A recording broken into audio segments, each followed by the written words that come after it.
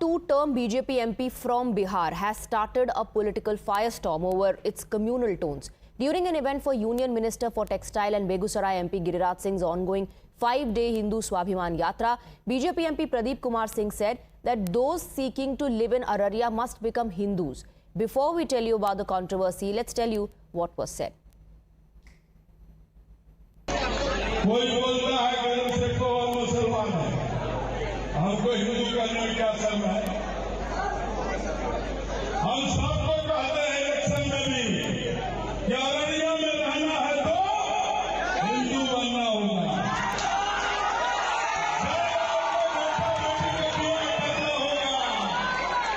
जब बेटा बेटी का ब्याह करना होगा तब जात खोज लीजिएगा, परिवार खोज लीजिएगा, नस्ल खोज लीजिएगा, हड्डी खोज लीजिएगा, खानदान खोज लीजिएगा।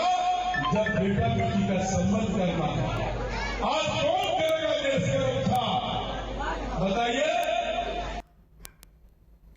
The Muslim population in the Araria Lok Sabha constituency is about 40% of the total population, perhaps a key factor in stance taken by the political parties. Among the first to react to Araria MP's statement was RJD Vice President Tejaswi Yadav, who slammed the BJP leader's inflammatory remarks, accused NDA government of inciting violence and communal tension. And we have Saket joining us in the broadcast with more details. Saket, a controversial statement there by a BJP MP who says if you want to live in Araria, you have to become a Hindu, and the opposition of course won't let go of this opportunity and is hitting out at the BJP.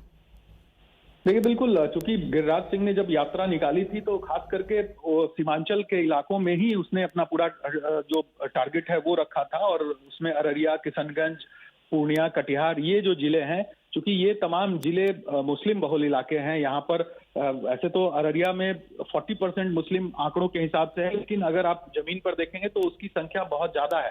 तो ऐसे में ये जो पूरा इलाका है उस पर कहीं ना कहीं सबकी नजर रहती है, और खास करके जो अररिया लोकसभा क्षेत्र है वहां से ही सिर्फ एक बीजेपी के एमपी हैं, बाकी तमाम जगहों पर जो विपक्षी पार्टियां हैं उनके सांसद चुनकर आते हैं। तो ऐसे में ये तमाम जो जिले हैं वो काफी सेंसिटिव हो जाते हैं, और वही वजह है कि हिंदू वाले बयान के जो वहां पर दिया गया बीजेपी सांसद के द्वारा, उसके बाद इस मुद्दे को अब विपक्षी पार्टियों ने पूरी तरह से ग्रैब किया है, और खास करके तेजस्वी यादव, लालू यादव, तमाम नेता मैदान में उतर गए हैं। अमूमन लालू यादव इन चीजों पर बयान पिछले कई सालों से नहीं दिया है उन्होंने, लेकिन कल उन्होंने भी इस पर बयान देते हुए दंगे की बात की उन्होंने। तो अब देखना होगा, चूंकि राजनीति इस पर बहुत तेज है, हो रही है, और इसका असर है कि कल भी अररिया में काफी विरोध प्रदर्शन हुआ। वहां पर मुस्लिम युवा करीब 1500 से 2000 की संख्या में सड़कों पर उतरे, उन्होंने वहां पर हंगामा किया और बीजेपी सांसद से माफी मांगने की बात वहां पर की गई, आगजनी भी की गई, विरोध प्रदर्शन हुआ। तो कहीं ना कहीं पूरा इलाका अभी राजनीतिक रंग में है, और खास करके जो वहां पर मुस्लिम बहुल जो क्षेत्र हैं वहां पर स्थिति काफी तनावपूर्ण है, और वहां पर पुलिस भी चौकस है। अब देखना होगा इस पर और राजनीति कितनी होती है, क्योंकि अभी भी पूरा जो इलाका है उस बयान के बाद गर्म है। जी साकेत, शुक्रिया आपका इस पूरी जानकारी के लिए। तेजस्वी यादव ने क्या कहा वो सुन लेते हैं। या भाजपा के अररिया के सांसद ने जो बेहुदा, बेतुका, नफरत वाली भाषा का इस्तेमाल करते हुए दो समुदायों के बीच दंगा कराने का एक प्रयास और एक साजिश जो है, षड्यंत्र जो है वो चल रहा है। और आप सब लोगों को हम इतना बता देना चाहते हैं कि बिहार सरकार ने, अद्भुत है नीतीश कुमार जी, कि गांधी की बात करते हैं और गॉडसे की वंशजों को बढ़ाने का काम कर रहे हैं बिहार की धरती पर। राष्ट्रीय जनता दल हमेशा से सामाजिक न्याय और धर्मनिरपेक्षता की पार्टी रही है। जो कुर्बानी देना पड़ा हो हम लोगों ने दिया है। मजबूती के साथ हम लोगों ने सांप्रदायिक शक्तियों से, सामंतवादियों से हम लोगों ने लड़ाई लड़ी है, और आगे भी हम लोग जो है लड़ाई लड़ेंगे। लेकिन नीतीश कुमार जी आज बहुत खुश हैं। आज महात्मा गांधी की बात करते हैं, लेकिन गॉडसो की जो वंशज हैं, जो आरएसएस जो है, उन लोगों को बढ़ा रहे हैं, उन लोगों को फला फुला रहे हैं। आप देखिएगा जिस तरीके से भाषा और जो इस प्रकार से सीमांचल के इलाकों में जाकर के एक प्रयास किया जा रहा है दंगा भड़काने की केंद्र मंत्री द्वारा।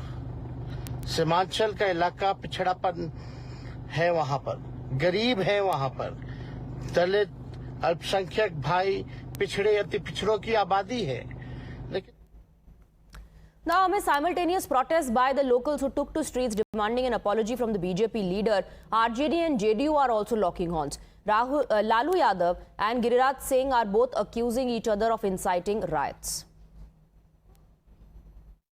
नीतीश का राज और उसके राज में अंतर थोड़ी है जी। गिरिराज का हैबिचुअल आदमी है, इसी तरह का बात बोलते रहता है, तो बस में है, हिंदू मुस्लिम सब रहेगा। क्या यहाँ दंगा फसाद कराना चाहते हैं लोग? दंगा फसाद कैसे करा देगा, हम लोग को सर। एसपी जी कह रहे हैं कि नीतीश कुमार जिम्मेवार है जो कुछ भी अगर होगा बिहार में तो। ठीक है, ठीक बोल रहे हैं। या लालू यादव ईंट से ईंट बजा देंगे, मुसलमानों पर बुरी नजर वाले। हमने 5 दिन, मेरी यात्रा खत्म हो गई, मेरी यात्रा में कहीं कुछ नहीं हुआ, अब ये चाह रहे हैं दंगा हो जाए। किसके लिए? बांग्लादेशी घुसपैठियों के लिए, रोहिंग्या के लिए। और ये ईंट से ईंट बजा देंगे। वाह, इनसे बड़ा तिस्मार खां तो और कोई है ही नहीं। अरे भाई, आप पिता पुत्र दोनों कहां गए थे 1 साल पहले? पिछले दुर्गा पूजा में जब हिंदुओं को फुलवारी शरीफ से निकलना पड़ा था, आपकी जुबान नहीं खुली। अभी दीपावली के अवसर पर जामिया मिलिया हुआ तो आपकी जुबान नहीं खुलती। आपकी जुबान केवल खुलती है ईंट से ईंट बजा देंगे, वो बांग्लादेशी और रोहिंग्या मुसलमानों के लिए, और सब तो लगता है हाथ बांध के बैठा हुआ है। ये गलतफहमी नहीं रखना चाहिए। आपको अगर जाना है तो आप दोनों शाम पिता पुत्र जाइए न खानका, कौन रोकता है? लेकिन उल्टा सीधा बयान देना बंद कर दीजिए। लेकिन दादा, एक चीज ये उठता है तो बुरी नजर डालनी ही क्यों है? मुसलमान मुस्लिम भी इसी देश